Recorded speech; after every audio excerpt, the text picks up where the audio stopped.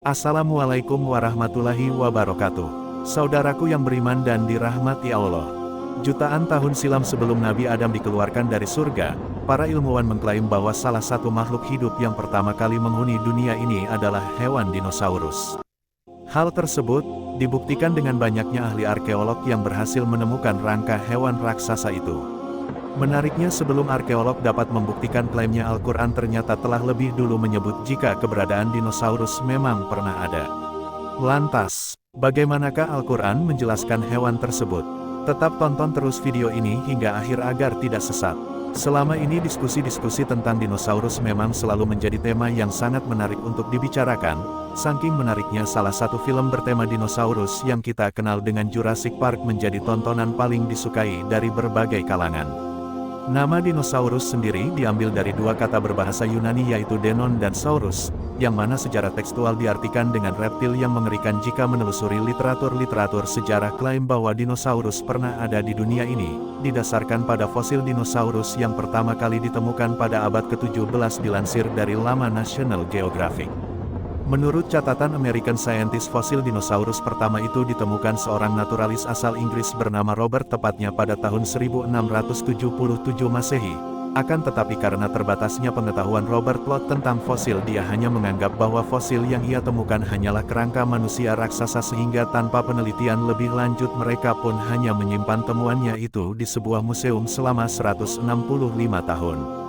Setelah tersimpan 165 tahun lamanya, pada tahun 1842 Sir Richard Owen yang sudah sangat dikenal sebagai paleontologi handal asal Inggris, kemudian meneliti kembali fosil yang telah ditemukan oleh Plot, dan siapa sangka, fosil tersebut ternyata membuat dunia sains gempar lantaran fosil tersebut bukan berasal dari manusia raksasa, melainkan fosil seekor binatang raksasa.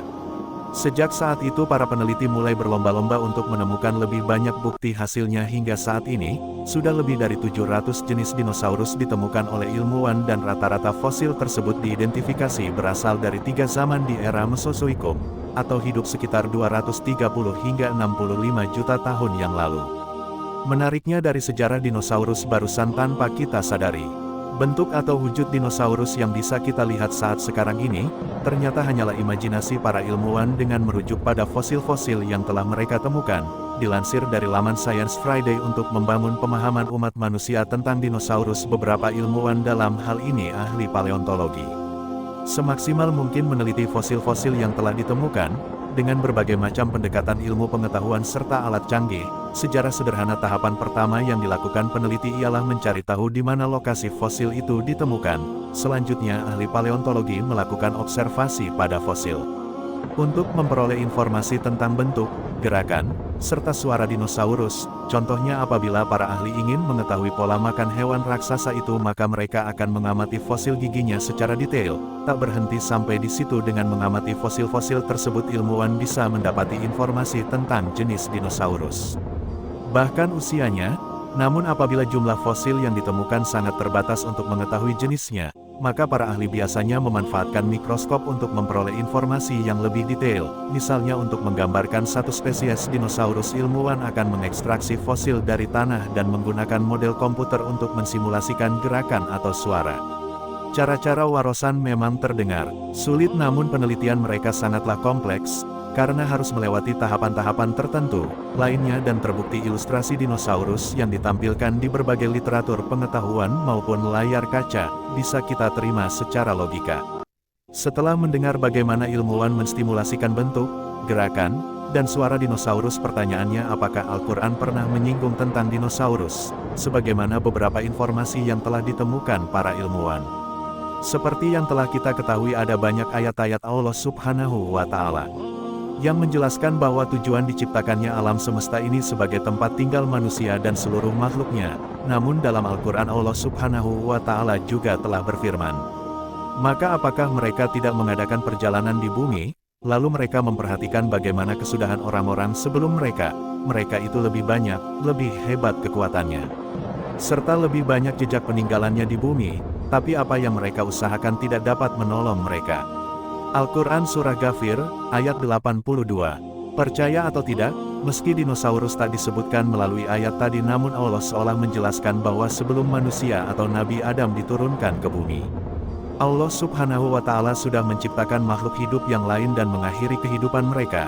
Ditambah lagi Allah Subhanahu wa Ta'ala juga berfirman, Dia menciptakan langit tanpa tiang, meletakkan gunung-gunung di permukaan bumi supaya bumi itu tidak menggoyangkan kamu, dan memperkembangbiakan padanya segala macam jenis binatang.